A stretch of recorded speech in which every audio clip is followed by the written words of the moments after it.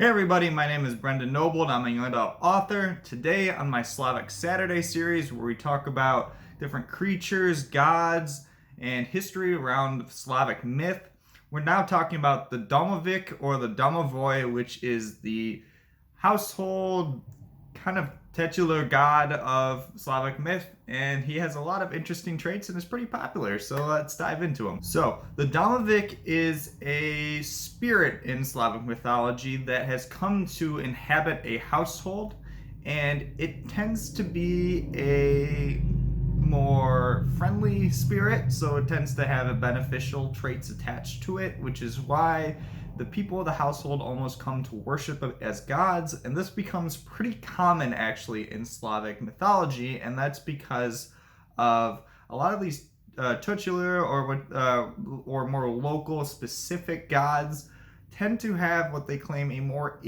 direct impact on the people's lives in Slavic myth instead of the larger gods that could be seen as more distant. And so that made the Domowik incredibly important to people. They would make sacrifices to them and rituals for them as a form of worship, and the Domowik was considered supposed to be a protector because of this. There are many different types of these more local gods, but we'll talk about some of them more later in different videos. But the Domowik specifically is the most popular, and that's because he's specifically in the household. And that means he was considered to have a direct impact on the people's lives. While you were never really supposed to see the Domowik, he was considered a old-looking man, kind of like a gnome. He would have gray beard, gray hair. They were kind of considered sometimes jolly, sometimes a little more weird looking. But you were, again, never really supposed to see them, because if you did in their actual form, it was considered that you might die.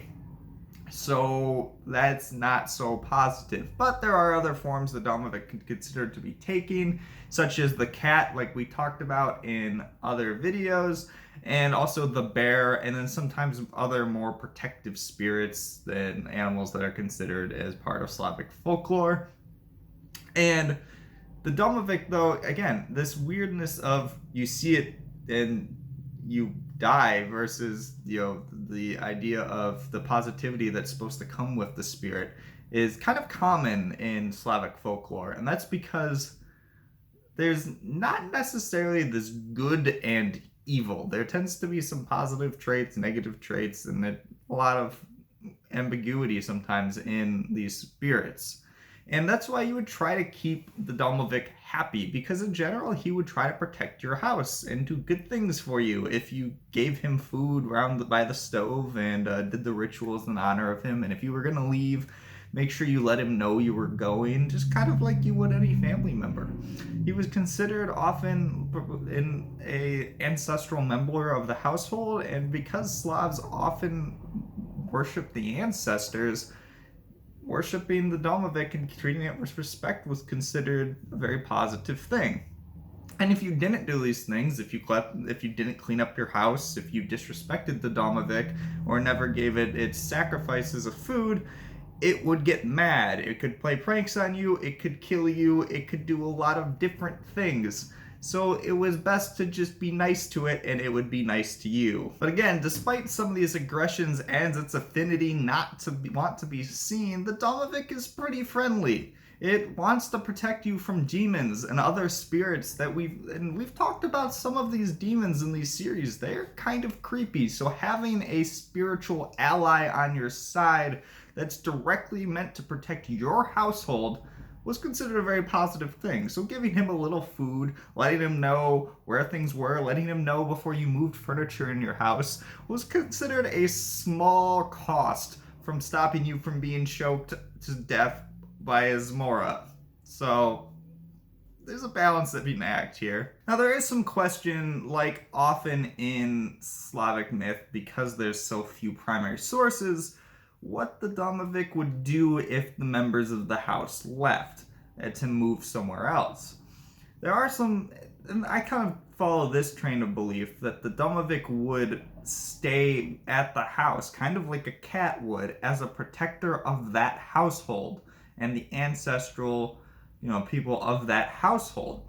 And so your family would leave, but the Domovik's job is to protect that house, so he stays there. But there are some people that believe, especially if you keep the Domovik very friendly with you and you give it the food it wants, that the Domovik would leave with you and protect the family wherever they went.